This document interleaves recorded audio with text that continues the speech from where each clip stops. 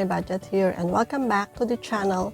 If you are new here, welcome, and if you're a returning subscriber, welcome back. How are you guys? Kumusta? I hope everyone is having a great day or night, and happy March everyone. It's the start of a new month, new goals, new beginning, and also time for us to set up our budget for this month.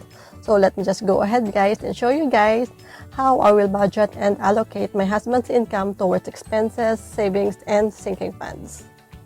I will also be using this new budget sheet, and if you guys are interested, this will be available in my IG shop in PDF format. So my IG shop is always linked down below in the description box, and also I will put it somewhere here on the screen. So yeah, I have this monthly dashboard, and below is a quote that says, saving a small amount soon builds up to a large amount. So yeah, so even if you are saving small amount every month, in time it will add up and build up. So this is my monthly dashboard. And then I always start my budget with this monthly overview. So in monthly overview, I have this small calendar, goals, income, bills, important events, and notes. So I always I already filled this up, and let me just highlight this guys. These are undated planners guys, or undated budget sheet. So let me just highlight this, the month here, so March, and I have my goals for this month. For my goal for this month of March is to save additional 5,000 toward our emergency fund, and then save also additional, I'll save 3,000 pesos rather in saving challenges, and of course to stay within our budget. So what I do is I list down first all the income that we are expecting for this month, and then on the other side is the bills that we have to pay. So, and then below is the important event, and this is my birth month and also my mom's birth month.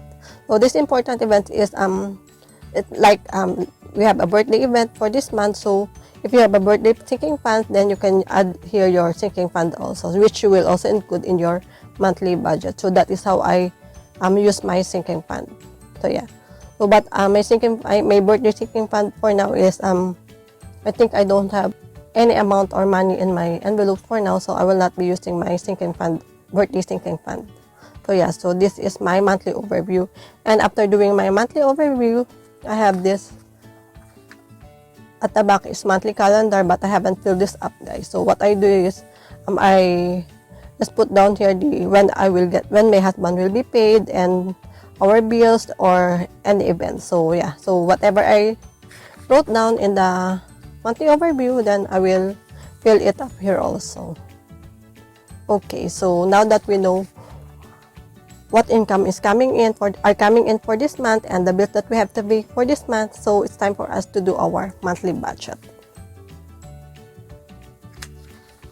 I'm just going to highlight the month guys, because these are undated planners. So the month of March, and I will just list down all the categories, and I will be back guys. Okay, so now we are done with listing down all of our categories from income, expenses, savings, and sinking fund. So now it's time to fill in our numbers. So let me just go ahead and pull the monthly overview here, so I can have an idea of what to write in our numbers. To everyone who is new, my husband works in sales, and as such, he receives a fixed salary income and a variable commission income. So his salary income, he is paid twice a month, and he receives 5,000 pesos net. His take-home pay is 5,000 pesos, and it's also net of his personal allowance. So 5,000 pesos per paycheck, so it will be 10,000 pesos in a month. So we have 10,000 pesos for his allowance, and his commission income is variable. So it always varies from month to month. Sometimes it has more than enough for our bills, and sometimes it's just enough for our bills. So for his commission, I always under budget his commission income. So I only budget it for 10,000 pesos, which is sometimes his minimum commission income. And then for side income, this is earlier this year, my brother-in-law invited us to join his side hustle business, and we invested just a small amount toward his side hustle business, and in return he will give us like 10% of his net income. And so far, for the past 2 months, we have been receiving 1,000 pesos from him. For side income, we will put in 1,000 pesos. And then for others, we are expecting to receive a extra cash. This is from Paluwagan, and this is amounting to 10,000 pesos. And to our international friends, Paluwagan is a Filipino practice of pooling savings fund among friends and or colleagues, and with the purpose of saving and making a lump sum for certain financial goals, just as if you want to purchase bigger expensive items, and it has a scheduled redemption or payout. Okay, so we will add this up, and then so we have 10,000 plus 10,000 plus 1,000 and 10,000. So we have our total expected income for this month is 31,000. So now that we have our income, it's time for us to set up our expenses. So I always prioritize our fixed expenses first and then our variable expenses. So for our fixed expenses, we have electricity, which I always budget 4,500 pesos. And then water is 500. And then cable and internet is always at 2,000. And then for birthday, since it's my mom's birthday and my birthday, so we'll just do like a one celebration. And I will just budget 5,000 pesos for this. So I hope this will be enough. So, and then allowance is for my allowance and my son's allowance. So I will be budgeting 1,000 pesos for the two of us. And then now that we are done with our fixed expenses, we will do our variable expenses. So for variable expenses, we have food, and food is now getting 3,200, and then Wilkins is 500 pesos per budget period, so that will be 1,000 pesos. And then food delivery is also 1,000. Then for miscellaneous, we have 800 pesos. So we will just add all this up and subtract this from our income. So let's start adding 4,500 plus 500 plus 2,000. Then we have 5,000 and 1,000. So for our fixed expenses, we have 13,000.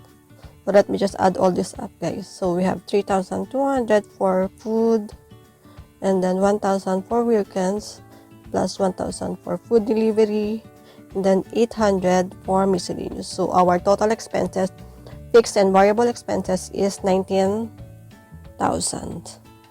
So we'll just subtract this from our total income.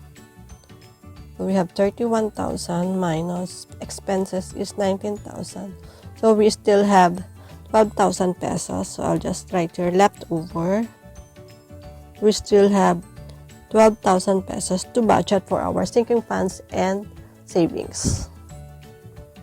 So for savings, we have priority savings and saving challenges. And for priority savings, I have 4 categories. I have personal savings, emergency fund savings, debt fund savings, and calamity fund savings. So the total of all that is, I budgeted 9,000 pesos for this.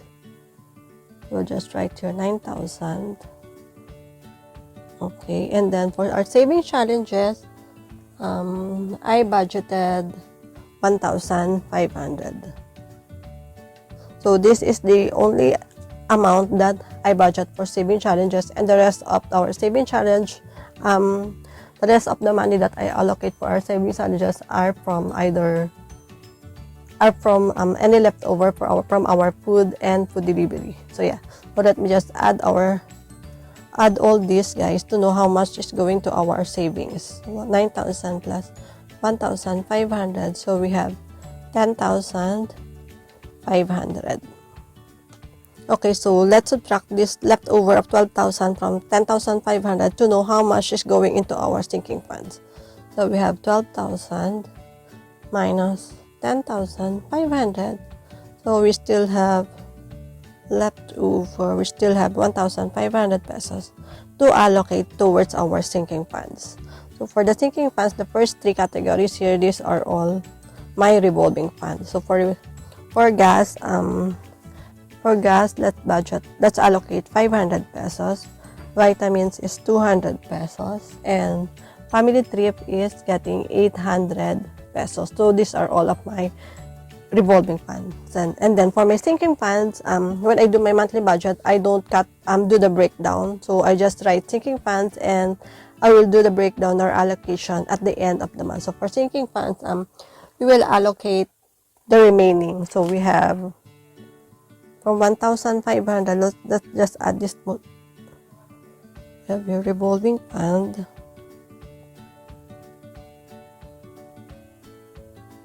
And we have 500 plus 200 plus 800. So we have 1,500 going into our revolving funds. And I realized, guys, that I made a mistake somewhere here. Okay, so our priority savings not getting 9,000, guys. It's only getting 6,000 pesos. Let me just... Okay, so this should be 6,000 pesos. So we have 6,000 plus 1,500, and that would be 7,500 pesos. And let's subtract this from 12,000. 12,000 minus 7,500, we still have 4,500 to allocate towards our revolving fund and sinking fund. And we have already allocated 1,500 from our sinking funds. So let's deduct that, and we are left with 3,000 pesos for our sinking fund. So yeah, so 3,000 pesos is going to our sinking funds, and at the end of the month, we will do the breakdown and allocate this 3,000 pesos. So all in all, this is 4,500 pesos going into our revolving and sinking fund. So I do a zero-based budget, guys. So meaning income minus all the expenses, savings, and sinking funds should be equal to 0. So our total, I have this small summary here, and there is nothing going to extra debt. So let's just cross this out. And I have this small summary at the lower right, or lower left rather. So I'm not good with direction, guys. On the lower left, so we have income is 31,000, and then our total expenses, savings, and sinking funds. So we will total all that. So we have 19,000 plus 7,500 for savings, and going to our sinking funds and revolving fund is 4,500, and that leaves us with 31,000 pesos. So which means that we have zero difference. So that is our zero-based budget. So our budget is set for the month of March, and yeah, let's hope that we will stay within budget, and you know, we can still have additional source of income over here just to put towards our so we can have additional savings to put toward our priority savings and sinking funds. So yeah, so this is the first second step or third step that I do every month. So like I said, the first one is to set up my monthly overview, and then our monthly calendar, and then I'll do my monthly budget. And after that, I also have this budget savings tracker, and then we have also that tracker, and at the back is the sinking funds tracker. And then I also have here paycheck tracker, and then your paycheck budget. So I have two paycheck budget here. That my husband is paid twice a month, and I will also, if I need additional paycheck budget sheet, then I will just print another one. And then at the back is the expense tracker. So these are the steps. This budget sheet, guys, are like the steps that I do from month in, beginning of the month and the end of the month. So after setting up my budget, and then during the month I will track our expenses. So I'll write down all the expenses in here, and then we'll do our weekly check-in, and at the end of the month is our monthly check-in, just to see if how much if your paying for that, then how much you have paid, you put toward your debt, and how much is the remaining balance. And for me, I'm into my savings journey for this year, and so I will just use this total savings and how much I put toward my savings and the total amount that I put for the month. So yeah, so that's how I do my budget process, guys, and I hope that this will also help you guys or guide you guys towards your budgeting journey. So yeah, so my budget might be different from yours, guys, and these are just guides to help you. We have different journeys, different goals, and so yeah, so it may work for me, but it may not work for you. So you just have to, you know, try different budgeting styles, and you know, just try, and in time you will find what works best for you. So yeah, so this zero-based budgeting method and coupled with the cash envelope system has really helped us with how I budget or allocate my husband's income and how I handle our finances. So yeah, so there are different kinds of budgeting method out there, you guys. So there is a 50-30-20 rule, there is a 80-20, there's also the half-half method, and a lot more. So what budgeting method that you are using right now, guys? I tried the 50-30-20 method before, wherein you put 50% of your income towards your needs, 30% towards your wants, and 20% towards your savings, but it did not work out for us, and that's why I tried the zero-based budgeting system. So yeah, so that's it for today, guys. Thank you so much, guys, once again for watching and spending your time with me. And if you haven't subscribed to the channel, you guys, I hope you consider subscribing and join me in my journey towards financial freedom. So that's it, guys. Thank you so much once again, guys. Keep safe, everyone. God bless everyone, and I'll see you next time. Bye.